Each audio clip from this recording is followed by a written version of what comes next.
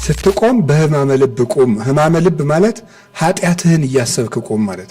በዚህ ጊዜ ይሄን ሰራው፣ በዚህ ጊዜ ይሄን በደልኩ፣ በዚህ ጊዜ ይሄን በደልኩ እያልክ ቁም። አንድም ብለው ደግሞ እንኳንስ ከዚህ ቅጽሩ ውስጥ መቆም የማይገባኝ ሰው ነኝ እያልክ ቁም። ቅጽሩ ውስጥ ራሱ እዚህ ከአጥሩ ውስጥ መግባት የማይገባኝ ሰው ነኝ እያልክ ቁም ነው። በቸርነትህ አስገባኝ እንጂ እያሉ መቆም ይገባል። ኃጢአትን ከልጅነት እስከ እውቀት የሰሩትን ኃጢአት እየዘረዘሩ በዚህ ጊዜ ይሄን አደረኩ፣ በዚህ ጊዜ ይሄን አደረኩ፣ በዚህ ጊዜ ይሄን አደረኩ፣ ግን እዚህ መቆም የማይገባኝ ሰው ነኝ እያልክ ቁም። ቤተ ክርስቲያን ውስጥ ደግሞ ርስት ደግሞ አታብጁ፣ ጥሩ አይደለም። ወታቻል ይሄ የኔ መቆሚያ ነው ባለ ቤተ ክርስቲያን የእግዚአብሔር ሰው ሁሉ መቆሚያ ናት። አንዳንድ ሰው በቃ አሁን ታውት ተሻምቶ አንዳንዱ ሰው መኝታ ይደረድላል በሜትር ራሱ በህማማት ይቼኔን እንዳደርስ እንግዲህ ብሎ ይዣታለሁ እሑድ ማታ ነው ያስኳት። እንደዚያ የሚባል ነገር የለም። እግዚአብሔር ለፈቀደ እንጂ በብልጣብልጥነት ስለሮጥን ይዘነው የምንመጣው በረከት የለም።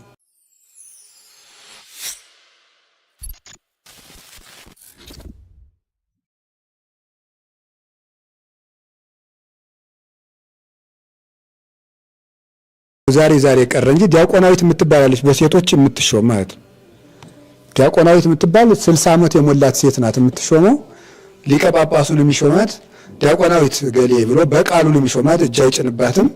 እሷ ትሾምና ስራዋ ሴቶቹ በቅዳሴ ጊዜ እንዳያወጉ፣ በማዕረጋቸው እንዲቆሙ፣ ቅዳሴ አቋርጠው እንዳይወጡ፣ ቅዳሴ አቋርጠው እንዳይገቡ ስርዓት የምታዝዝ ሌላም ስራ አላት። ዲያቆናዊት ትባላለች፣ ትሾማለች እሷ ወይ እሷ ትሾም። ባልቴት ማለት ክብርት ባልቴት በሕይወቷ የተመሰከረላት ከአንድ ባል በላይ ያላገባች ጥሩ ባልቴት ስጋው ደግሞ የምትቀበል እሷ ይሄ ሹመት ይሰጣታል። ከዚያ በኋላ እሷ ቁጭ ብላ ታስተባብራለች። እናንተ በዚህ ግቡ በዚህ ወጡ ትላለች ማለት። ከዚያ ውጭ ግን ሁሉ አስተባባሪ ከሆነ የወፍ ማህበር መሆኑ ነው። ሁሉ ያወራል፣ ከዚያ በኋላ ስርዓት ይበላሻል። ስለዚህ ላስተካክል ብላችሁ ወደ ጎኝ ወደ ግራ አትበሉ። ቤተ ክርስቲያን ውስጥ ደግሞ ርስት ደግሞ አታብጁ፣ ጥሩ አይደለም። ወታቻል ይሄ የኔ መቆሚያ ነው ባለ ቤተ ክርስቲያን የእግዚአብሔር ሰው ሁሉ መቆሚያ ናት። አንዳንድ ሰው በቃ አሁን ታውት ተሻምቶ አንዳንዱ ሰው መኝታ ይደረድላል በሜትር ራሱ በህማማት ይቼኔን እንዳደርስ እንግዲህ ብሎ ይዣታለሁ እሑድ ማታ ነው ያስኳት። እንደዚያ የሚባል ነገር የለም። ይኸው ቅድም ያልኳችሁ እኮ ነገር ነው። አሁን መንፈሳዊ በረከት በብልጣብልጥነት ይገኛል አይገኝም። ብልጣብልጥነት እንደዚህ አሁን ጸበል ልንቀበል ተሰልፈን መጀመሪያ እኛ ተሰልፈን ዋናውን ጸበል እኛ ልንወስደው ወይም ደግሞ ሲጀመር እንደውም አሁን ጓደኛችን ጋር ለጸበል ተሰልፈን እለፍ አንተ ጠጣው ብለን ብናሳልፈውና ያ ሰው ቢጠጣው እኛ ሳንጠጣ ብንቀር በፍቅር እንፈወሳለን፣ በፍቅር ብቻ። ስለዚህ ቤተ ክርስቲያን አኮ ለዘሮጸ ወኢ ለዘበደረ አላ ለዘሐረዮ እግዚአብሔር፣ ለሮጠ ለቀደመ ለተሽቀዳደም አይደለም፣ እግዚአብሔር ለመረጠው ነው እንጂ ብሏል ቅዱስ ጳውሎስ። እግዚአብሔር ለፈቀደ እንጂ በብልጣብልጥነት ስለሮጥን ይዘነው የምንመጣው በረከት የለም። ስለዚህ መጀመሪያ ማድረግ ያለብን በጽሙና በጸጥታ ብለን ቁጭ መሆንና ሁላችን ስርዓት አስከባሪ አለመሆን። ሌላኛው ቤተ ክርስቲያን ቁሙ ሰናይ መልካም አቋቋም ቁሙ ያለ ምንድን ነው? በህማመ ልብ ይላሉ ሰለስቱ ምዕት ሃይማኖታዊ ምዕራፍ ላይ ቅድም የሰጠኋችሁ ላይ በህማመ ልብ ስትቆም በህማመ ልብ ቁም። ህማመ ልብ ማለት ኃጢአትህን እያሰብክ ቁም ማለት ነው። ኃጢአትህን እያሰብክ ቁም። ሰው በእግዚአብሔር ፊት ሲቆም እግዚአብሔርን ዳኛ፣ ካህኑን መልእክተኛ፣ ራሱን ኃጢአተኛ አድርጎ ነው የሚቆመው። ስለዚህ ራሱን የሚከስበት ሰዓት ነው እንጂ ሰውን የሚከስበት ሰዓት አይደለም። ስለዚህ እግዚአብሔርን ኃጢአትን ያሰቡ መቆም። እንዲያውም ምን እያለ ይቆም ነው የሚለው አንድምታችን በዚህ ጊዜ ይሄን ሰራው፣ በዚህ ጊዜ ይሄን በደልኩ፣ በዚህ ጊዜ ይሄን በደልኩ እያልክ ቁም። አንድም ብለው ደግሞ እንኳንስ ከዚህ ቅጽሩ ውስጥ መቆም የማይገባኝ ሰው ነኝ እያልክ ቁም። ቅጽሩ ውስጥ ራሱ እዚህ ከአጥሩ ውስጥ መግባት የማይገባኝ ሰው ነኝ እያልክ ቁም ነው። በቸርነትህ አስገባኝ እንጂ እያሉ መቆም ይገባል። ኃጢአትን ከልጅነት እስከ እውቀት የሰሩትን ኃጢአት እየዘረዘሩ በዚህ ጊዜ ይህን አደረኩ፣ በዚህን ጊዜ ይህን አደረኩ፣ በዚህ ጊዜ ይህን አደረኩ፣ ግን እዚህ መቆም የማይገባኝ ሰው ነኝ እያልክ ቁም። አንድም ብሎ ደግሞ በሕማመ ልብ የሚለውን የክርስቶስን መከራ እያሰብክ ቁም። ቅዳሴ ውስጥ ሲቆም ሰው መቆም ያለበት የክርስቶስን መከራውን እያሰበ መቆም አለበት። መከራውን መተረክ ነው በህሊና ውስጥ ማለት ነው። በቃ ሐሙስ ማታ ያዙት፣ ከዚያ በኋላ አሰሩት፣ በገመድ ጎተቱት፣ የፊተኞቹ ሳቡት፣ የኋለኞቹ ለቀቁት፣ በግንባሩ ተደፋ፣ የኋለኞቹ ሳቡት፣ የፊተኞቹ ለቀቁት፣ በጀርባው ተደፋ፣ ምራቅ ተፉበት፣ እጁን ቸነከሩት፣ ገረፉት እያሉ መቆም ነው ማለት ነው። ቅዳሴው ሲቆም እነዚህን በህሊና ውስጥ ማመላለስ ማለት ነው። እነዚህን በህሊና ውስጥ እያመላለሱ መቆም። ምክንያቱም በክርስቶስ ፊት ቆመን ማን ነው ልናስብ የሚገባን? ክርስቶስን ነው። በሱ ፊት ስለቆም የምናስበውም እሱን ነው። ስለዚህ የመጀመሪያው የጌታችን የኢየሱስ ክርስቶስን ሕማሙን መከራውን እያሰቡ መቆም። ወበለብዎ በልቡና በማስተዋል ቁም ይላል። በማስተዋል ቁም። በማስተዋል ቁም ማለት ህብስቱ ወደ አምላክ ስጋ ወይኑ ወደ አምላክ ደም እንደሚለወጥ አምነህ ቁም ነው። ወበለብዎ ማለት እሱ ነው። ህብስቱ ወደ አምላክ ስጋ ወይኑ ወደ አምላክ ደም እንደሚለወጥ በምስጢር መቆም ነው። ይሄ ባንክሮ ማለት ነው። ወይ ግሩም ያንተ ምስጢር! ህብስቱን ለውጠህ ያንተ ስጋ ታደርገዋለህ፣ ወይኑን ለውጠህ ያንተ ደም ታደርገዋለህ። ምን ላንተ ይሄ ምን ይሳናሃል? የሎጥን ሚስት ጨው አድርገሃት የለምን? ውሃውን ወይን አድርገው የለምን? ናቡከደነጾርን ዝንጀሮ አድርገው የለምን? ልለውጥ ካልክ ላንተ ምን ይሳናሃል? ይሄንን ምስጢር ትለውጠዋለህ። ይሄንን የምትለውጥ አምላክ እኔንም ለውጠኝ እያሉ መቆም፣ ምስጢረ ቁርባንና እያደነቁ መቆም። ስለዚህ አንደኛው በሕማመ ልብ ወበለብዎ ማለት ኃጢአትን በማስተዋል መቆም፣ የክርስቶስን መከራ እያሰቡ መቆም፣ ቅዱስ ሥጋውን ክቡር ደሙን ምስጢረ ቁርባንን እያሰቡ መቆም። ቄሱ ሲባርከው ጌታችን ኢየሱስ ክርስቶስ በእጆች ይባርክና ህብስቱ ወደ አምላክ ሥጋ ይለወጣል፣ ወይኑ ወደ አምላክ ደም ይለወጣል። ምንድነው? ቅድመ ይቀድሶ ካህን ህብስት ወወይን ወሶበ ይቀድሶ ካህን ይወርድ ላዕሌሁ መንፈስ ቅዱስ ወይትመየጥ ህብስትኒ እምከዊነ ህብስት ሀበ ከዊነ ሥጋ ወልደ እግዚአብሔር ወከማሁ ጽዋኒ ይትመየጥ እምከዊነ ወይን ሀበ ከዊነ ደም አምላካዊ። ቄሱ ሳይባርከው ቅዱስ አትናቴዎስ ነው የሚናገረው ሃይማኖታዊ ምዕራፍ 28 ላይ ቄሱ ሳይባርከው ህብስትና ወይን ነበር። ቄሱ ሲባርከው ግን ህብስቱ ህብስት ከመሆን ወጥቶ የአምላክ ሥጋ ይሆናል፣ ወይኑ ወይን ከመሆን ወጥቶ የአምላክ ደም ወደ መሆን ይለወጣል፣ መንፈስ ቅዱስ በሱ ላይ ያድርበታልና ይላል። ስለዚህ ያ ምስጢር እንደሚለወጥ የሐሙስ ማታውን ህብስት ወደ ዓርብ ሥጋው የሐሙስ ማታውን ወይን ወደ ዓርብ ደሙ እንደለወጠ አንተ ዘአሚሃ ወአንተ ዘይዜ እንዳለ ሊቁ ትናንትም አንተ ነህ ዛሬም አንተ ነህ እንዳለው የዛሬውን ህብስት ወደ ዓርብ ሥጋው የዛሬውን ወይን ወደ ዓርብ ደሙ ይለውጠዋል። በዚህ መለወጥ እኛም እንደምንለወጥ አምነን መቆም ሰናየ ቁሙ ያሰኛል ማለት ነው። ሌላኛው በቅዳሴ ጊዜ ስንቆም እየፈራን መቆም ነው። ቁሙ በፍርሃተ እግዚአብሔር ይላል ቅዱስ ባስልዮስ። እግዚአብሔርን በመፍራት ቁሙ፣ እግዚአብሔርን በመፍራት ቁሙ፣ ባላወቅኩት ኃጢአት አትቅሰፈኝ እያሉ መቆም ነው ይላል አንድምታችን። እግዚአብሔርን በመፍራት መቆም ማለት ባላወቅኩት ኃጢአት አትቅሰፈኝ፣ በድፍረቴም አትቅሰፈኝ እያሉ መቆም። ከንጉሥ ፊት የቆመ በሰላም ያሰናብተኝ ይፈርድብኝ እያለ እንደሚቆም አትፍረድብኝ፣ በቁጣህ አትቅሰፈኝ፣ በመዓትህ አትፍረድብኝ፣ ከርስት አትንቀለኝ፣ ከማኅበር አትለየኝ እያሉ መቆም ይገባል። በዚያ ረቂቃን መላእክት ስላሉ ከመላእክት አንዱ እንዳይቀስፈን እየፈራና ቤተ ክርስቲያን ውስጥ በእውነቱ አይቀለድም። ሁሉ መላእክት ከበው ነው ያሉ። እግዚአብሔር ያያል፣ የእግዚአብሔርን ቤት የሚጠብቁ መላእክት በዚህ አሉና አይደል የሚለው ዲያቆኑ? መላእክት በዚህ አሉ። ስለዚህ ቅዱሳን መላእክት ቅዳሴ ውስጥ አሉ። እሱ ነው። አምስተኛው ቤተ ክርስቲያን ውስጥ ስንቆም በፍርሃት መቆም ብያቸዋለሁ። እግርን መጠበቅ ነው። መጽሐፈ መክብብ ምዕራፍ 5 ቁጥር 1 ላይ ሶበት ሐውር ውስተ ቤተ እግዚአብሔር ዕቀብ እገሪከ ወቅረብ ለሰሚያ ትምህርቶሙ ለጠቢባን፣ ወደ ቤተ እግዚአብሔር ስትሄድ እግርህን ጠብቅ ይላል። እግርህን ጠብቅ ማለት ያለ ምርኩዝ መቆም፣ አለመቀመጥ፣ እግርን አለማፋተል፣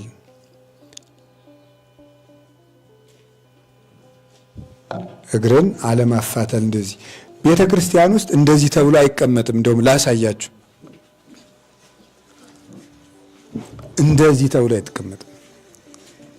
እንደዚህ ብሎ እንኳን ቤተ ክርስቲያን ውስጥ በሰው ፊት እንዲህ ብሎ መቀመጥ ትዕቢት ነው፣ የተቃውሞ ምልክት ነው።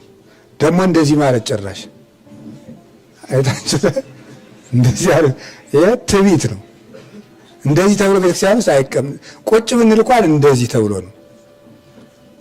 ያላዩ ልጅ ይባላል። እግርን አሻርቦ መቀመጥ እንደዚህ አድርጎ መቀመጥ ትዕቢት። በሰው ፊት ራሱ እንደዚህ አይደረግም። ይሄ የአሳዳጊ የበደለው ነው የሚባል እንደ አቀማመጥ ሁሉ መማር አለባችሁ ማለት ነው። እንደዚህ ብሎ መቀመጥ ራሱ ሰው ማለት ስናወጋ ነውር ነው። እንደዚህም አይባልም ራሱ እንደዚህ ተብላውን በሰው ፊት አይቅትም። የመጨረሻ ትዕቢት ነው። አይደረግም እንደዚህ የሚቀመጥ እንዲህ ተብሎ ነው። ቤተ ክርስቲያን ውስጥ በፍጹም አይደረግም። እንደዚህ እግርን እንደዚህ ሁላ ማድረግ እንደዚህ አይታችሁታል። ማሻረብ እግርን ማሻረብ በቃ እንደዚህ ማረግ መጠጋት ወደ ግድግዳው ጠጋ ማለት መቋሚያ መያዝ አይገብ። ቀጥ ብለህ በንጉሥ ክርስቶስ ፊት ቆም ነው። ቅዱስ ጳውሎስ በንጉሥ ክርስቶስ የፍርድ ወንበር ፊት እንቆም ዘንድ አለንና ብሎ የለ ጌታዬ በኋላ በመጣህ ጊዜ በእግርህ አታቁመኝ፣ በፊትህ ስላቆምከኝ አመሰግንሃለሁ ብሎ ቀጥ ብሎ መቆም ነው። እንዲያውም አሁን የህንድ ኦርቶዶክስ ተዋሕዶ ቤተክርስቲያን ፈጽሞ ቤተክርስቲያን ቀራንዮ ናት ብለው ስለሚያስቡ ምን እንደሚሉ ታውቃላችሁ? ክርስቶስ ቀራንዮ መች አረፈና ብለው ጨርሰው አይቀመጡም። ወንበርም የለም ቤተክርስቲያን ውስጥ ወንበርም አይገባም። ምንጣፉ ራሱ የማይመች ነው። ክርስቶስ በዚህ ዓለም ሳይመቸው ነው የኖረ ብለው ማለት ነው። ቤተክርስቲያን ውስጥ የሚመች ምንጣፍም አያነጥፉም። እነሱ ቀጥ ብለው ቁመው ያስቀድሳል። መቀመጥ የሚችሉት መቼ ነው? ቄሱ ወንጌል ከተነበበ በኋላ ቄሱ ወንጌል ያስተምራል። ወንጌል ሲያስተምር ይቀመጣሉ። መጨረሻ ላይ ደግሞ እትው ከተባለ በኋላ ለመልእክት ይቀመጣሉ። ያንንም ቄሱ ሲያዛቸው ነው የሚቀመጡት። ስለዚህ ግን በእኛም እለትነብሩ ተንስኡ የተቀመጣችሁ ተነሱ የሚለውን ሲተረጉሙ አባቶቻችን ምንድን ነው ያሉ? በቅዳሴ ጊዜማ ከታመመ ከሽማግሌ ከሕፃን በቀር ምን መቀመጥ አለና እንዲህ አለ ቢሉ በአራተ ዝንጋዬ በአራተ ኃጢአት ያላችሁ በንስሐ ተነሱ ሲል ነው እንጂ ብለው ነው የተረጎሙት። ስለዚህ በእኛም ጊዜ የተቀመጣችሁ ተነሱ። ስለዚህ መቀመጥ የሚፈቀድለት ከአቅም በላይ የሆነ ሽማግሌ፣ የታመመ ሰው እና ሕፃናት መቀመጥ ይፈቀድላቸዋል። ከዛ ውጭ ግን ቀጥ ብሎ መቆም ይገባል። ምክንያቱም ያለነው የት ነው ያልኳችሁ? ቀራንዮ። ጌታችን ኢየሱስ ክርስቶስ አላረፈምና ነው። ቀራንዮ ላይ አላረፈም። ስለዚህ እኛም ከሱ ጋር አብረን ስለቆምን እሱ በመከራ ላይ እያለ እንደ ማረፍ ይቆጠራልና አንቀመጥም። ቀጥ ብለን መከራውን እያሰብን እናስቀድሳለን ማለት። ስለዚህ አንዱ የምንቆመው እግራችንን ጠብቀን መቆም ነው። ሌላኛው እግረ ልቡናን መጠበቅ ነው። እግርን መጠበቅ ማለት እግረ ልቡናን መጠበቅ ነው። የልብን እግር መጠበቅ ነው። የልብ እግር ይባክናል፣ ይሄዳል ብዙ ቦታ። ወደ ልጅነት ጊዜያችን ይሄዳል፣ ወደ አስቀየመን ሰው ይሄዳል። እንግዲህ ወደት እንደሚሄድ ደግሞ ሌላ ጊዜ አላውቅም። ወደ ሆነ ነገር ይሄዳል። ወደ እሱ ላለመሄድ ላለመውሰድ መጠበቅ። እንዴት አድርገን ነው የምንጠብቀው? ውስጥ ላይ ያሉ ነገሮችን በማሰብ ሕማሙን በመተረክ ኃጢአትን በማሰብ ስዕሎቹ ፊት ለፊት ካሉ እነዚያን ስዕሎች በማሰብ በእነዚህ ልቡናችንን መጠበቅ እንችላለን። እግረ ልቡናህን ጠብቅ እንዳለ፣ ስለዚህ እግረ ልቡናን መጠበቅ ቤተክርስቲያን ውስጥ ስናስቀድስ። ሌላኛው በሚቀድሰው ቄስ አለመሳቅና አለመፍረድ ነው። ድምፅ የሌለው ቄስ ሊቀድስ ይችላል። ንባብ የማይችል ሰውዬ ሊቀድስ ይችላል። ትናንትና ስንል ነበር በዚህኛው በሌላ የትምህርት ጉባኤያችን ድምፅ የሌለው ቄስ ገብቶ ይቀድሳል። ንባብ የሚያበላሽ ቄስም ያው ይቀድሳል። በደንብ ሳይማር ወይ ቅኔ ሳይማር እንዴት ይደረጋል? ምንድነው እኛ ሊሰማን የሚገባን? አባ ጴሜን የሚባል የቤተክርስቲያን አባት ምንድነው የሚለው? ንባቡን የሚያበላሽ ሰው ከሰማ የተማርክ ከሆንክ መልሰው፣ ስትመልሰው ግን የሚቆጣ ከሆነ ሲመለሳውን የሚቆጣ ሰው ይኖራል ነው እንግዲህ። እኔ ገጥሞኝ እንኳን አያውቅም፣ ግን የሚቆጣ ሰው ይኖራል። ሲቆጣ የሰውየውን ትናንት ነግራችሁ ነበር። እንደውም አጼ በካፋ ምን አድርገዋል? አጼ በካፋ በሕማማት እያነበቡ ሊቃውንት ሁሉ ዝም። ተማሪ ነው መቼም የቄስ ተማሪ ነፃ ፍጡር ነው፣ ደስ ይላል። ወደ ላይ ከፍ ካላለ እንደ ልቡ ነው። ምን ችግር አለበት? በቃ አንዱ ጉባኤ የተከፋው ጣጥሎት ይሄዳል።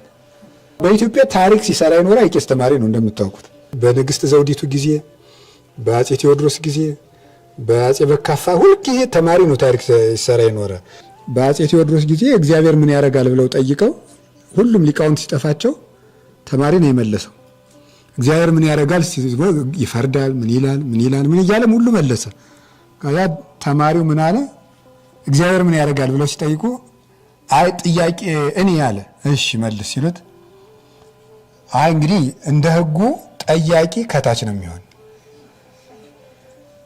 ተጠያቂ ደግሞ ከወንበር ነው የሚቀመጥና ሰው ይውረዱና እኔ ወንበር ተቀምጬ ጠይቁኝ አላቸው። እሺ ብሎ እሳቸው ወንበር ላይ ተቀመጠና እሺ በል መልስ እግዚአብሔር ምን ያደርጋል ሲሉት እንዲህ ያደርጋል። ምን ያደርጋል? በወንበር ያለውን አውርዶ ሌላ ይተካል ማለት ነው። እንደዛ አድርጓል። በንግስት ዘውዲቱ ጊዜ ደግሞ ያው ገንፎ አገንፍተው ንግስት ዘውዲቱ ገንፎ አገንፍተው በሶስት ክንድ ማንካ ብሉ አሏቸው። ግራም በሶስት ክንድ ማንካ እንዴት ብሎ ነው የሚመጣው? ማይሆን ነገር እኮ ነው ሲሏቸው ምን ታምናለተሚ ዚአከ ለዚአየ ዚአየ ለዚአከ አንተ ለኔ አጉርሰኝ ይላንታ አጉርሳለሁ ብለው ገንፎ ብልጭ አድርገው በሉባቸው ማለት ነው። ለፈተና ነበር እንዲሁ ተማሪ ምን ያመጣው ብለው ሲፈትኗቸው ነው። እና በአጼ በካፋ ጊዜ ደግሞ ተማሪ ያ ሁሉ ሊቃውንት ንጉሱ የተማሩ ስለሆነ ንባብ ሲያነቡ በመሃል ዝም አለ ፈርቶ ሊቃውንት። ተማሪ መለሰ። ይሄ ማይረባ ቁጭ ብለው ጨፈጨፉት ሊቃውንቱ። ምን አሉ እሳቸው? እናንተ አስመሳዮች ጌታችሁ ክርስቶስ ምንድን ነው ያላችሁ? ይይሰነ ናድሉ ለእግዚአብሔር የምናድሎ ለሰው፣ ለሰው ከምናደላ ለእግዚአብሔር ብናደላ ይሻላል አላሉም ሐዋርያት? ስለዚህ እኔ ንጉሥ ስለሆንኩ ፈርታችሁ ንባቡን ሲበላሽ ዝም ትላላችሁ ብለው ገስጿቸው፣ ለዚያ ልጅ ግን ሽልማት ሰጡት ይባላል።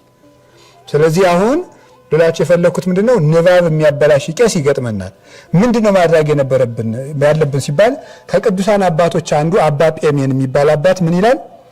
ቤተ ክርስቲያን ሆነ ንባብ የሚያበላሽ ሰው ካለ ስትመልሰው የሚቆጣ ከሆነ አንተ በልብህ እየመለስክ ዝም በል፣ እሱ ጋር አትጣላ። ከዛ አንተ ዝም ብለህ በልብህ ንባቡን ሳታቋርጥ ሳትሰለች እየተጋ በልብህ መልሰው። ከዛ መላእክት የሚወርቀውን ቃል ይሞሉታል እንጂ በሚወርቀው ሰው ላይ በሚያነበው ሰው ላይ ግን አቤት አቤት አሁን ተመልክቶት ቢመጣ ምን እንትን ቢል አይማርም ከመጠምጠም መማር ይቅደም እንዲሉ ምናምን እያሉ መመጻደቅ ተገቢ አይደለም። በድምጹም በኃጢአቱም ቢሆን አይመለከተንም። ትናንትና እንደተናገርኩት ቅዱስ ዮሐንስ አፈወርቅ ምንድነው እሱ ባላቅሙ ላንተ እየጸለየ ነው።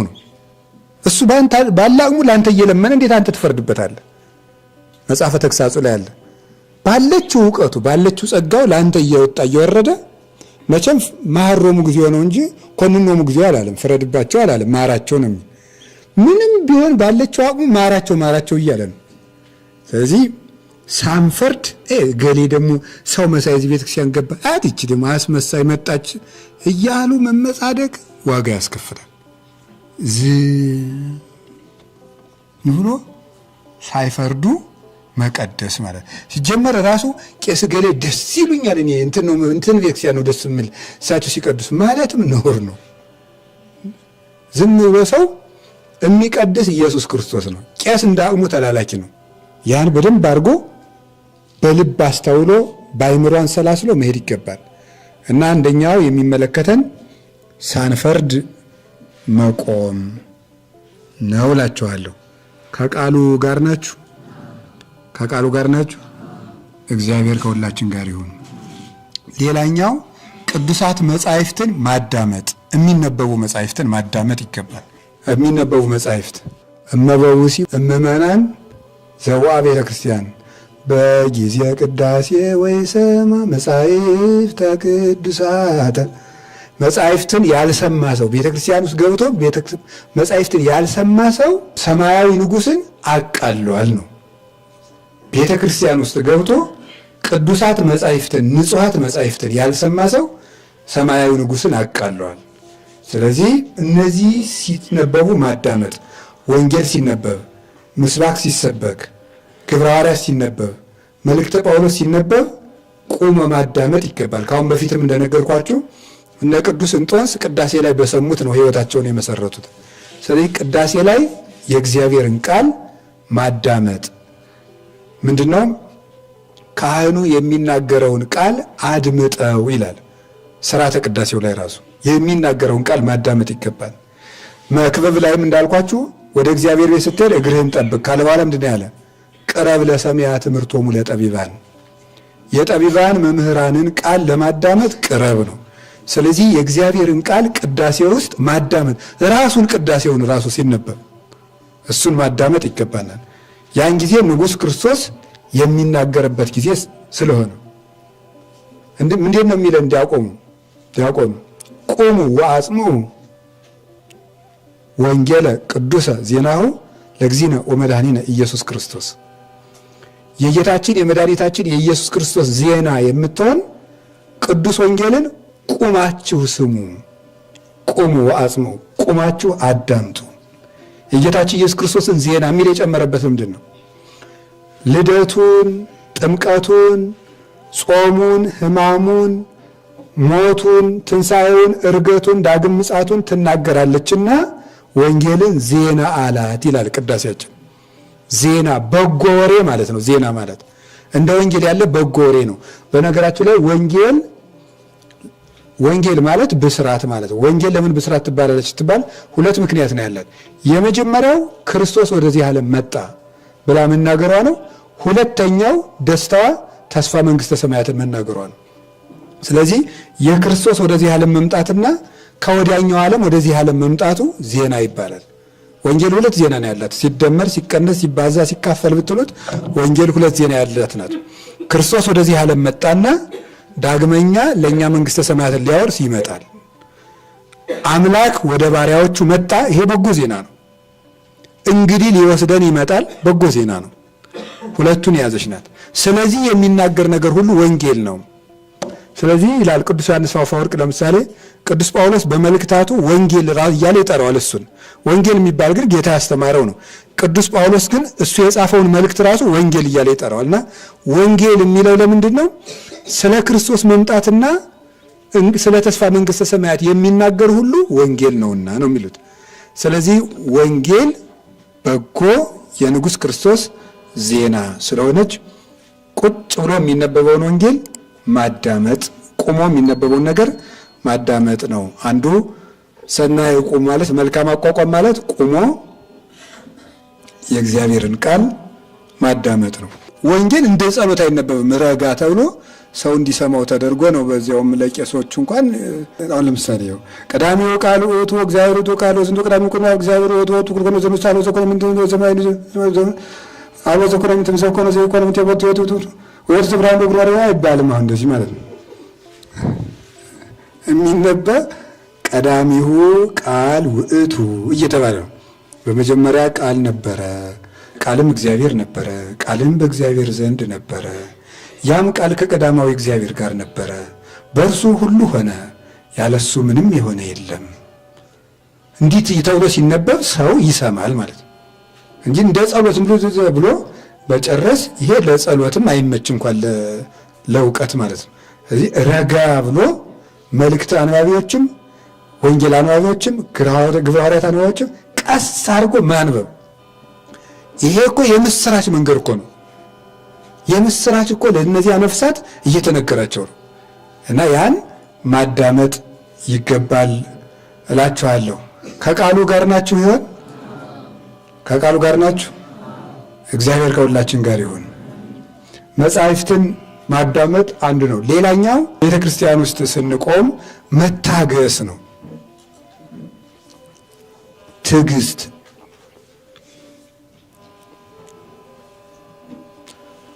ወኢተአገሰ እስከ ይፈጽሙ ጸሎተ ወቅዳሴ ያለው ማለት ነው። መታገስ ቤተ ክርስቲያን ውስጥ እስከ መጨረሻው ድረስ መታገስ ይገባል። ኢትጻ እምቤተ ክርስቲያን ቅድስት ዘይንበለ ማኅተም እትው ሳይባል ከቤተ ክርስቲያን ለመውጣት አትቸኩል። ሰለስቱ ምዕት በሃይማኖተ አበው የተናገሩት ነው። እትው ሳይባል ከቤተ ክርስቲያን ለመውጣት አትቸኩል። ቅዳሴ ቶሎ ባለቀ አትበል። ባለ ሁሉ ሰዓት ማየት ምን ማለት እንደዚህ ማለት በቃ ተመስገን እዚህ ደረሱ ማለት ሳይ እግዚኦ አሉ ማለት ይሄ ተገቢ ያልሆነ ነው። ከእግዚአብሔር ጋር መኖር እንዴት ይሰለቻል! ከእግዚአብሔር ጋር 2 ሰዓት መቆየት እንዴት ሰለችን እንዴ! ቅዳሴው ይጠርልን ሲል እኮ ይሄ ትውልድ ፍጹም ማፈሪያ እኮ ነን እንዴ! ቅዳሴ ከክርስቶስ ጋር መቆየት ከሆነ እንዴት ከክርስቶስ ጋር መቆየት ይጠርል ይላል? የምትወደውን ጓደኛን ኧረ ቆይ እንጫወት ራቲድ ቆይ እንጂ 30 ደቂቃ እኮ አለን እያልክ እያወራ ከክርስቶስ ጋር መቆየት እንዴት ይሰለቻል? ከእግዚአብሔር ጋር መኖር እኮ ነው። ስለዚህ እስከ መጨረሻው ድረስ መታገዝ ያለ ግድ ነገር ሕማም ካላገኘህ በቀር ነው የሚሉት። ሕማም ካላገኘህ በቀር በሽታ ካላገኘህ በቀር ያ ማለት ሕማምም ሆነ እንደ ውጣ ውጣ የሚለው ማለት ነው። ወይ አጉል ነገር ካልተፈጠረ ነገር እትው ሳይባል ከቤተ ክርስቲያን ወጥተህ አትሂድ። እትው ማለት ኋላ ቀን ነው የምነግራችሁ ይቆይ። ወደ በሰላም ሂዱ ሳይባል ከቤተ ክርስቲያን አለመውጣት። ስለዚህ ቤተ ክርስቲያን ምንድነው? ወአስተሐቀረ ቁመተ ይገርማል እኮ ቅድመ ንጉሥ ሰማያዊ ንጉሠ ሥጋ ወመንፈስ ከመዝ መሃሩነ ሐዋርያት ባብጥሊሶሙ ምንድነው? ወአስተሐቀረ ቁመተ ቅድመ ንጉሥ ሰማያዊ ንጉሠ ሥጋ ወመንፈስ ነፍስን ሥጋን ፈጥሮ በሚገዛ በኢየሱስ ክርስቶስ ፊት መቆምን አቃሏልና ይላል። እንዴት በኢየሱስ ክርስቶስ ፊት መቆም ይሰለቸዋል ሰው? የነፍስና የመንፈስ ሥጋ በሆነ በኢየሱስ ክርስቶስ ፊት መቆም አቃሏልና ይሄ ሰው ከቤተ ክርስቲያን ይለያል። ሐዋርያት በሲኖዶሳቸው ያስተማሩን ይሄንን ነው ተብሎ ነው ቤተ ክርስቲያን ሲገባ የተገባውና ትዕግስት ሊኖረን ይገባል። ቅዳሴው ረዘመ፣ ቸኮላ፣ ቅዳሴው ረዘመ፣ ምንን ትሳለ፣ ይሄ ይጠር፣ ይሄ አጭራጭሯን ቅዳሴ መምረጥ። ቅዳሴ 14 ቅዳሴ አለ። ከ14ቱ ቅዳሴ ረጅም ቅዳሴ አለ፣ አጭር ቅዳሴ አለ። አጭሩን ቅዳሴ እንዲቀደስልን መፈልግ፣ ባጠረ ቀን መደሰት ፍጹም ከእግዚአብሔር ጋር መቆየትን እንደ መሰልቸት ይቆጠራል ስላችሁ ነው። የመጨረሻው ለዛሬ የሚሆነን የመጨረሻ የሚሆነን በተስፋ መቆም ነው። በተስፋ መቆም ማለት ሁላችንም የየራሳችንን ታሪክ ይዘን የገባ ነው። ቤተክርስቲያን ውስጥ የየራሳችንን ታሪክ ሁለት ነገር ነው ይዘን የገባ ነው። አንደኛ ቀድሞ የሰራ ነው የከፋ ኃጢአት አለ። ሁለተኛ በቅርብ የሰራ ነው የከፋ ኃጢአት አለ። ያንን ይዞ ቤተክርስቲያን የገባ ሰው በቃ እኔ እዚህ መቆሜ ከንቱ ነው አለ ማለት ነው። እኔ እዚህ መቆሜ ከንቱ ነው እና ያ መጀመሪያ የተነገረልን አዋጅ ነው። ኢይበል ፈላሲ ዘገብ አኀበ እግዚአብሔር ይፈልጠኒኑ እምሕዝቡ። ከኃጢአት ፈልሶ የመጣ ሰው ቢኖር እግዚአብሔር ከወገኖቹ ይለየኝ ይሆን አይበል ነው። የቃሉ ባለቤት ነቢዩ ኢሳይያስ ነው። ማንም ሰው ከጣዖት ፈልሶ የመጣ ሰው ቢኖር ወደ እግዚአብሔር የመጣ ሰው ካለ እግዚአብሔር በቀድሞ ኃጢአቴ ከዚህ ሕዝብ ይለየኛል ብሎ አያስብም። ወይበል እስመ ይቡስ አነ እኔ ደረቅ እንጨት ነኝ አይበል ይላል ኢሳይያስ። ደረቅ እንጨት ነኝ አይበል ማለት እኔ ፍሬ ቢስ ነኝ፣ እዚህ ብቆምም ባስቀድስም ባላስቀድስም ትርጉም የለውም፣ በሕይወቴ ፍሬ የሌለኝ ሰው ነኝ አይበል ነው ዋናው ነገር ነው። ስለዚህ የእውቀት መካን፣ የኃጢአት መካን፣ የትውልድ መካን የሆነ ግፍ የደረሰበት ብዙ ነገር ሞክሮ ያልተሳካለት ሰው አለና ጸሎቱ ሁልጊዜ በጣም ብዙ ቀን አስቀድሶ ያልተሰማም ሰው ሊኖር ይችላል። እና እኔ ምን አስቀደስኩ አላስቀደስኩ እግዚአብሔር ለእኔ አይመልስልኝ፣ እኔ እንደሆንኩ ፍሬ ቢስ ነኝ፣ ለእግዚአብሔር ደስ አላሰኝ፣ እኔ አስቀድሼ እግዚአብሔር በምን ይደሰታል ሊያስብለን ይችላል። ሰይጣን ሰዎችን አንዱ የሚጎዳቸው በምንድን ነው ይባላል? ኃጢአታቸውን። አቡነ ሽኖዳ ሳልሳዊ የእስክንድርያ ፓትርያርክ ናቸው እንደሚሉት ሰይጣን ሰዎችን የሚጎዳው አንዱ ምን በማድረግ ነው ይላሉ? ባልተገባ መንገድ የድሮ ኃጢአታቸውን እንዲያስቡ በማድረግ ነው። ባልተገባ መንገድ ማለት ምን ማለት ነው? ባልተገባ መንገድ ማለት ምን ማለት ነው? ባልተገባ መንገድ ማለት ኃጢአትን እግዚአብሔርን ለመውደድ መጠቀም ሲገባ ኃጢአትን ለተስፋ መቁረጥ መጥቀስ ማለት ነው። ምን እኔ እንዲሳረግ ይኖርኩ ነው አሁን ምን አፈራለሁ ማለት ሁለት። ስለዚህ ሰይጣናዊ ጸጸትና መንፈስ ቅዱሳዊ ጸጸት አለ። ሰይጣናዊ ጸጸት ማለት እኔ እንዲህ አደረኩ ስለሆንኩ እኔ እማረባ ሰው ነኝ ማለት ይሄ ሰይጣናዊ ጸጸት ነው። መንፈስ ቅዱሳዊ ጸጸት ደግሞ ማለትሳ እኔ እንዲህ አድርጌያለሁ፣ ልጅ ልባል አይገባኝም ነበር፣ በምህረት ግን ተቀበልከኝ ብሎ ፍቅሩን ከኃጢአት ጋር አስማምቶ ማልቀስ ነው። እንዲህ ሲሆን ተቀበልከኝ፣ እንዲህ ሲሆን አልቀሰፍከኝም፣ እንዲህ ሲሆን ጠራኸኝ እያሉ ኃጢአትን ከእግዚአብሔር ቸርነት ጋር እያነጻጸሩ የፍቅር ልቅሶ ማልቀስ ነው እንጂ እኔ ክፉ ነኝ ማለት ግን ጥቅም የለው። ዲያብሎሳዊ ጸጸት ነው የሚባለው። ስለዚህ ሁላችንም ስናስቀድስ በጎ ምህረቱን ማሰብ አለብን። መንፈስ ቅዱስ ይወርዳል። እዚያ ካህኑም የነገረን ለዚህ ነው። መጀመሪያ ሲነግረን ምንድን ነው? መንፈስ ቅዱስ ሚመጣን ግርምት ዛቲ ዕለት ወጽብት ዛቲ ሰዓት እንተባቲ ይወርድ መንፈስ ቅዱስ እመልዕልተ ሰማያት ወይ ጼልሎ ለዝንቱ መስዋዕት ወይ ቀድሶ በጽሙና ወበፍራት ቁሙ ከመሰላሙ ለእግዚአብሔር ያሃሉ ምስሌ ምስለ ኩልክሙ ነው ያለ። ስለዚህ መንፈስ ቅዱስ ከሰማይ የሚወርድባት ይሄንን መስዋዕት የሚለውጥባት ይህች ዕለት እንዴት የምታስደንቅ የምታስገርም የምታስፈራ ናት ነው ያለ። መንፈስ ቅዱስ የሚወርድባት ተብሎን የተማርነው መንፈስ ቅዱስ የሚወርድባት ከተባለ መንፈስ ቅዱስ ወይ ጼልሎ ለዝንቱ መስዋዕት ይህን መስዋዕት የሚጋርድባት ይላል። የሚጋርድባት ያለው ምንድን ነው? መንፈስ ቅዱስን በርግብ ነው የተናገረው ማለት ወይ ጼልሎ ሲል መንፈስ ቅዱስን ርግብ እያለው ነው። መንፈስ ቅዱስ የሚወርደው በርግብ አምሳል ነውና ይሄ ማለት ምን ማለት ነው? ርግብ የዋህ ናት። መንፈስ ቅዱስ ደግሞ ተበቃይ አይደለም። መጽንዒ መንጽሒ መስተስሪ መስተፍስሒ መንቅሒ አይደለ? የሚያነቃ የሚያስደስት የሚያራራ መንፈስ ነው የእግዚአብሔር መንፈስ። እግዚአብሔር የይቅርታን መንፈስና ራስን የመግዛት መንፈስ እንጂ የፍርሃትን መንፈስ አልሰጠንም ብሏል ቅዱስ ጳውሎስ። የርኅራኄን የምህረትን ራስን የመግዛት መንፈስ እንጂ የፍርሃትን መንፈስ አልሰጠንም። በእግዚአብሔር ፊት የምንቆምበት ድፍረት አለን ይላል ቅዱስ ጳውሎስ። በእግዚአብሔር ፊት የምንቆምበት ሞገስ አለን። ወብነ ሞገስ ሶበንበው ውስተ ምሥዋዕሁ ለእግዚአብሔር በደሙ ለእግዚእነ ኢየሱስ ክርስቶስ። በጌታችን በመድኃኒታችን በኢየሱስ ክርስቶስ ደም ወደ መቅደስ ስንገባ ባለሟልነት አለን ብሏል ዕብራውያን መልእክቱ ላይ ሲናገር።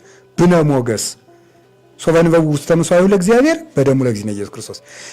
ይዘን የምንገባው የበግ ደም ስላልሆነ፣ ይዘን የምንገባው የወይፈን ደም ስላልሆነ፣ ይዘን የምንገባው የኢየሱስ ክርስቶስን ደም ስለሆነ በእግዚአብሔር ፊት የመቆም የልጅነት መብት አለን።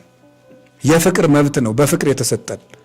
ስለዚህ እንድንቆም መንፈስ ቅዱስ እኛን ቀፍቅፎ የሚያወጣን ምንድን ነው? የሰጎን እንቁላል ራሱ ከቤተ ክርስቲያን ላይ የሚቀመጠው ለምንድን ነው? የሰጎን እንቁላል ጫጭቶቿ ሊፈለፈሉ ሲቃረቡ ከቅርፍቱ ውስጡ ነው ድምፅ ያሰማታል። ከዛ በኋላ የሚፈለፈሉበት ቀን ደርሷል ብላ ቀፍቅፋ ከቅርፍቱ ታወጣቸዋለች። ጫጩቶቹ እኛ ነን። ቅርፍቱ ኃጢአት ነው። ከዚያ ቀፍቅፎ የሚያወጣን ማን ነው? መንፈስ ቅዱስ ነው። እኛ ውስጡ ነን ምንጮህ ጫጩቶች ነን ማለት በኃጢአት ተይዘን እግዚኦ መሐረነ ክርስቶስ የምንል ሰዎች ነን። እዚያው ቅርፍቱ ውስጡ ነን ማለት ነው። መንፈስ ቅዱስ ግን እኛን ቀፍቅፎ ከቅርፍታችን ለማውጣት የተፈለፈልን ልጆቹ እንድንሆን ቅርፍታችን ሊያስለቅቅልን ነው እዚያ የቆም ነው። መተን የምንቆመው ያንን ለመማር ነው የመጣ ነው። ስለዚህ እንደዚያማ ባይሆን ኑሮ ማለት ነው እግዚኦ መሐረነ ክርስቶስ ለምን ይላሉ? ጳጳሱም እኮ ሲቀድሱ ኃጢአት ባይኖርባቸው እሳቸውም እግዚኦ መሐሮሙ ክርስቶስ ይሉ ነበር። ግን ምን የሚሉ ምንድን ነው? እግዚኦ መሐረነ ክርስቶስ ነው የሚሉት። ስለዚህ አንድ እሱ ነው። ሁለተኛ ስናስቀድስ ከቅዱሳን መላእክት ጋር ሁሉ ህብረት የምንፈጥርበት ጊዜ ነው። ከቅዱሳን መላእክት ጋር የምንተባበርበት ጊዜ ስለሆነ ቅዱስ ህብረት ውስጥ ስለሆነ የምንገባው እኛ ኃጢአተኛ ብንሆን እንኳን ስለነሱ ይሰረይልናል። የዮሐንስ ወንጌል ምዕራፍ 4 ከቁጥር 1 ጀምሮ አንድ ኃይለ ቃል አለ። ጌታችን ኢየሱስ ክርስቶስ ከይሁዳ ወደ ኢየሩሳሌም ሲሄድ በየት በኩል አለፈ ይላል? በሰማርያ በኩል አለፈ ይላል። በሰማርያ በኩል አለፈ። ስለዚህ ኢየሩሳሌም የጻድቃን ምሳሌ ናት፣ ሰማርያ ደግሞ የኃጥአን ምሳሌ ናት። ወደ ኢየሩሳሌም ሲሄድ ወይም ወደ ይሁዳ ሲሄድ በሰማርያ በኩል አለፈ ማለት ለጻድቃን ሲመጣ በዚያውም እነማንን ይጎበኛል ነው? ኃጥአንን ይጎበኛቸዋል። ስናስቀድስ ሚካኤል አብሮን ያስቀድሳል፣ ገብርኤል አብሮን ያስቀድሳል፣ መላእክት አብሮን ያስቀድሳሉ፣ ነቢያት አብረውን ያስቀድሳሉ፣ ሐዋርያት፣ ሰማዕታት፣ ጻድቃን በሙሉ አብረውን ያስቀድሳሉ። ከዚያ በኋላ እመቤታችን ቅድስት ድንግል ማርያም ደግሞ የነዚህ ሁሉ መሰላል ሆና ደግሞ አብራ ታስቀድሳለች። ቅዳሴው ውስጥ አለች። እነዚህ ሁሉ ካሉ እኛ የሚታይ ነገር ባይኖረን እግዚአብሔር እነማንን ያያል? እነዚህን ቅዱሳን አይቶ ለእኛ ምሕረት ይሰጠናል። ስለዚህ ቅዳሴ ትልቅ የተስፋ ቀን ነውና እነገሌ ተቀድሰው ይወጣሉ፣ እነገሌ ባዶአቸውን ይወጣሉ የሚል አስቀድሶ ባዶውን የሚመለስ ሰው የለም። 4 ነጥብ። ማንም ሰው ሊሆን ይችላል አስቀድሶ መንፈስ እግዚአብሔር ሳያድርበት አይወጣም። ነገር ግን ታዲያ እንደዛ ከሆነ አስቀድሰን ትግል ሊገጥመን ይችላል። ሰይጣን አስቀድሰን እንቅፋት ሊገጥመን ይችላል። እንደዚያ ከሆነ ታዲያ ማለዳ ቅዳሴ ላይ ያገኘነው የመንፈስ ቅዱስ ረድኤት የት ሄደ ብንል እኛ ሩጫዋን ያልጨረሰችው ቤተክርስቲያን ነን። ገብቷችኋል? በተጋድሎ ያለችው ቤተክርስቲያን ነን። ስለዚህ ገድል ውስጥ ስላለን ሰይጣን አሁንም ይፈትነናል። መንፈስ ቅዱስ ነፃ ፈቃዳችንን እየረዳ የሚያሳድግ ነው እንጂ ነፃ ፈቃዳችን የሚቆለምም አይደለም። ሰይጣን ደግሞ ያለ ነፃ ፈቃዳችን ሊፈትነን አይችልም። ስለዚህ የእግዚአብሔር ቤተሰቦች ቅዳሴ ስናስቀድስ በተስፋ እንቁም። የተስፋ አምላክ ኢየሱስ ክርስቶስ ማንንም ሰው ፈልጎት መጥቶ አይመልስም። እግዚአብሔር እልከኛ ልብ ካልኖረው በስተቀር ሰውን ሜዳ አያስቀረውም። አንዳንድ ጥያቄዎቻችንም ቶሎ የማይመልሳቸው ትዕቢታችንን ስለሚያውቅ ነው። በጠየቅን ቁጥር ከተመለሰልን ትዕቢታችን መጠን የለውም። ስለዚህ ደጅን እንድጸና ደሞስ ደግሞ እንደው አሁን ዛሬ አስቀድሼ እግዚአብሔር አንድ መልስ ቢመልስልኝ ደግሞ ሌላ ቀን ደግሞ ስፈልግ ነበር መሄድ። ስለዚህ ግን ጥያቄ ስላልተመለሰ ሁልጊዜ እንዲመለስልኝ እያልኩ እንደሄድ የራሱ ሊያደርገን ስለሚፈልግ ነው የሚያመላልሰን እንጂ አንድ ሰው ሲጠይቅ ጥያቄውን አንድ ቀን መልስ እያደረገ እግዚአብሔር መስደድ አቅቶት አይደለም። ግን የሱ ተላጽቆተ ስዕል የሚባለው ለዚህ ነው። በጸሎት ከሱ ጋር ተጣብቀን እንድንቀር ተዋህደን እንድንቀር እግዚአብሔር ጸሎታችንን ያዘገየዋል። ራሱ የቅዳሴ አዋጅ የሚያስረዳን ይሄ ነው። ያረምም ከመዘይ ሰም ያጎነዲ ከመዘይሁ ነው። ሰለስቱ ምዕት በቅዳሴያቸው ሲናገሩ ያረምም ከመዘይሰም ያጎነዲ ከመዘይሁ እንደማይሰማ ሰው ዝም ይላል፣ እንደማይሰጥ ይዘገያል ያዘገያልም ተብሎ ይተረጎማል። ስለዚህ እግዚአብሔር ዝም የሚለን ለዚያ ነው እንጂ በቅዳሴ ጊዜ ጸሎታችንን ስላልሰማን አይደለም እላችኋለሁ። ትልቁ ነገር ግን ከበኩራት ማህበር ውስጥ መግባት ነው። የእግዚአብሔር የቅዱሳን ህብረት ውስጥ እንደገባን መቁጠር፣ ወደ ተቀደሰ ማህበር፣ ወደ ብርሃን ቤት፣ ወደ ብርሃን ባህር ውስጥ ገብተን እየዋኘን እንደሆነ እንድናስብ፣ በእግዚአብሔር የአትክልት ቦታ ውስጥ ገብተን ልዩ መዓዛ እያሸተተን እንደሆንን ማስብ። ወልድ ሆይ ወረደ ውስተ ገነቱ እንዳለ በእግዚአብሔር ልዩ መዓዛ ባላቸው ተክሎቹ ውስጥ ገብተን እንደቆምን ማሰብ፣ በልዩ የንጉሥ አዳራሽ እንደገባን ማሰብ፣ በንጉሱ ከተማ ስፍራ እንደተፈቀደልን እንደ አንድ እድለኛ ሰው ራሳችን እየቆጠርን እንደ እግዚአብሔር ፈቃድ ውሎ ማደር ነው ማስቀደስ ማለትና ያስተማረን የመከረን የቸርነት ባለቤት ኢየሱስ ክርስቶስ ክብር ምስጋና ይግባው። አስቀድሰን እንድንቀደስ በቸርነቱ ይርዳን። ወስብሐት ለእግዚአብሔር። ይቆየን።